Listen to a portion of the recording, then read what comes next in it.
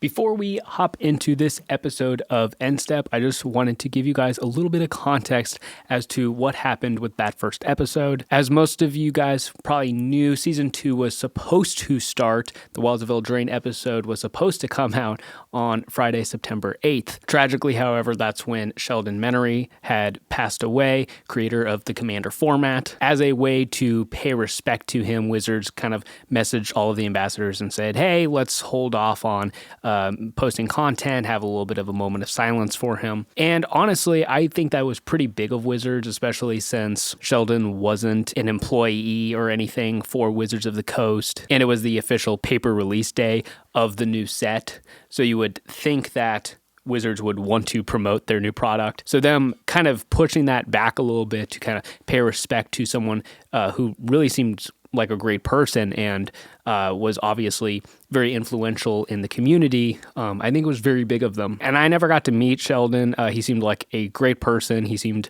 like a very intelligent, kind, and thoughtful individual in interviews I had seen with him. I was hoping to pick his brain a little bit at MagicCon Vegas coming up here.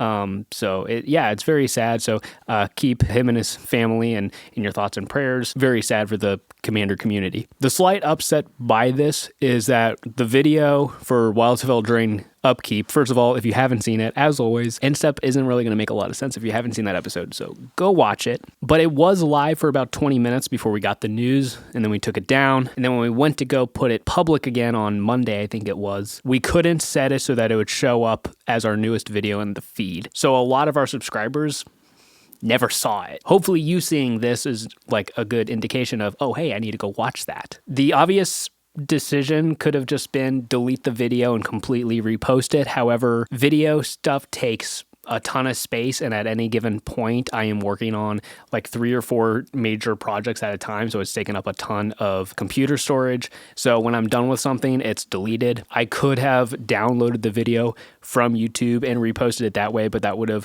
lowered the quality a little bit, and I didn't feel comfortable doing that. So it's a little disheartening. I don't think the performance is as bad as it could have been, but so far the performance of that video hasn't been great. So again, I'm hopefully that you guys are seeing this video and being like, oh, hey, I haven't seen that episode, but it was a very exciting and hard to make episode. So go check it out if you haven't. If any of your friends are fans of Geek and Seek, or they should be fans of Geek and Seek, make sure you send it to them as well in case they probably missed it. Also, as a behind the scenes thing, Jason is he's going to be doing the editing for our podcast, which officially comes back next week, and he's also now doing the editing for Endstep. So leave nice words to him in the comments. Tell him he's doing a great job. I'm really happy to have someone else helping out around here. But yeah, let's go ahead and hop into this episode of Endstep.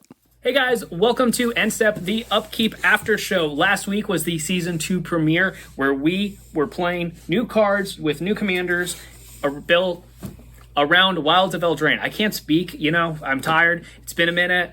I thought it was a pretty good game. I thought it was too. It was exciting, to say the least.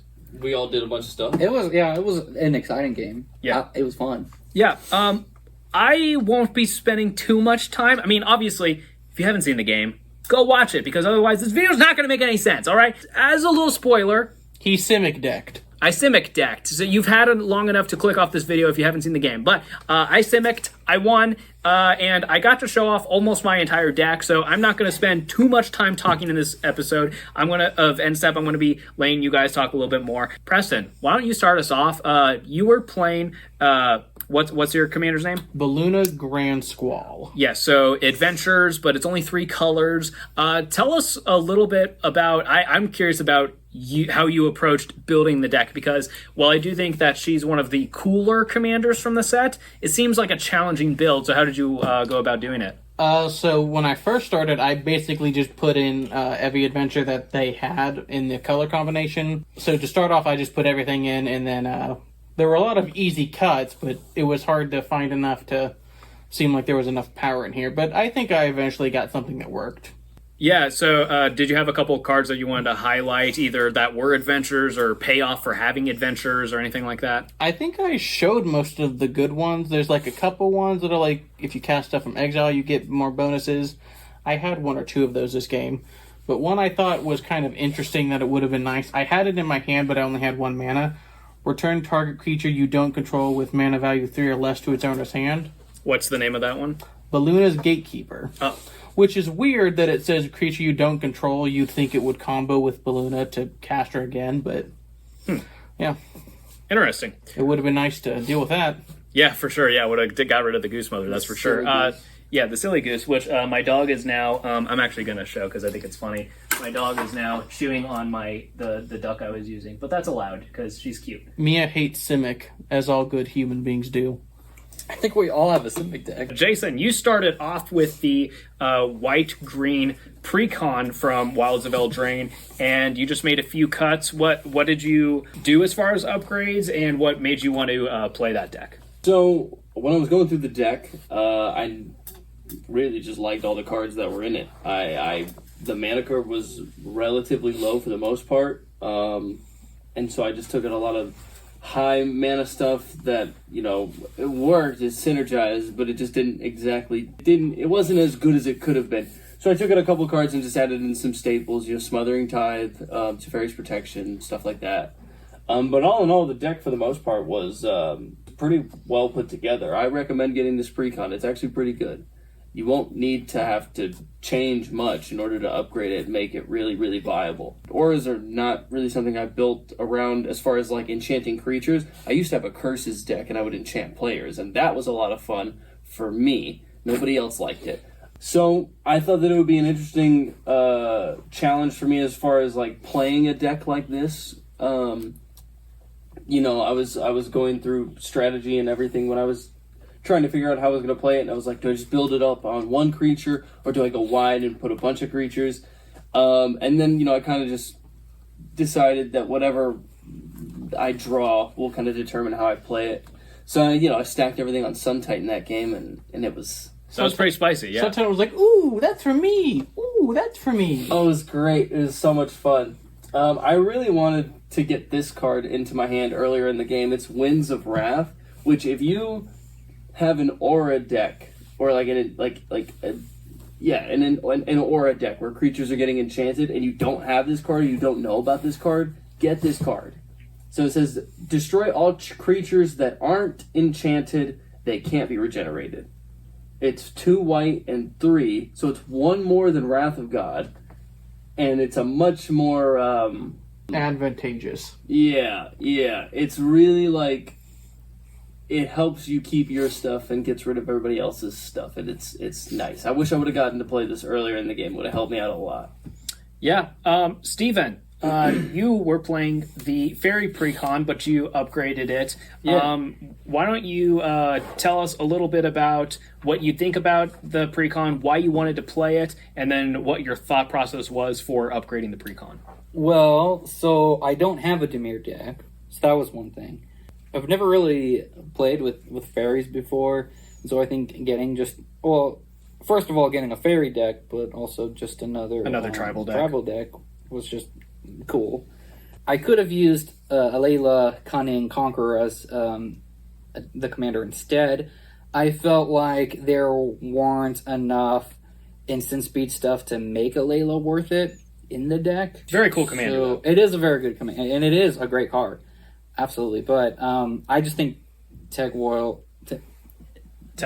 is overall better in my opinion. I think at least with how the deck is now, I think if you made certain changes to the deck, you could have Alayla as a better commander. Most of the changes I had were more removal. I put Bitter Blossom in the deck. Reflections of Lijara. It's a 5 mana blue enchantment. When it enters the battlefield, choose a creature type, and when you cast a spell of the chosen type, copy that spell. I figured that's great in any blue tribal deck. Yeah, I find that you have to be careful because, legend rule. Right. Sure. But, yeah, if you have a lot of blue creatures that are not necessarily legendaries, it's pretty good. Yeah, I'm glad you liked it. I think tribal decks are always fun to see when they show up, and I'm also glad you're branching out and getting to play color pairs you haven't played before. So that's good. I guess while we're going in a circle, I'll just talk about the one card I wanted to highlight.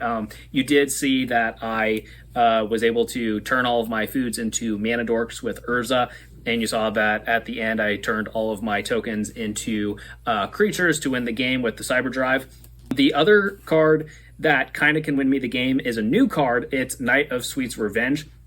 It's a 4-mana enchantment that when it enters the battlefield, you create a food token. Food tokens you control now tap for green mana, and then you can pay 7, sacrifice it. Creatures you control get +X until end of turn, where X is the number of foods you control. So this isn't as good as having Urza and the Cyber Drive out, but this is a really powerful backup plan that if I can just get a handful of creatures, have a lot of food, I can still maybe close out the game. And the fact that this is also an uncommon from the new set is pretty cool. So if you're building a food deck or you just have a lot of token synergies, I think even it's probably pretty good. Preston, I know that you were saying that you were hesitant about keeping that deck together just because it's hard to tell how well it's going to play, but what do you think about it now? Are you thinking you're going to keep it together?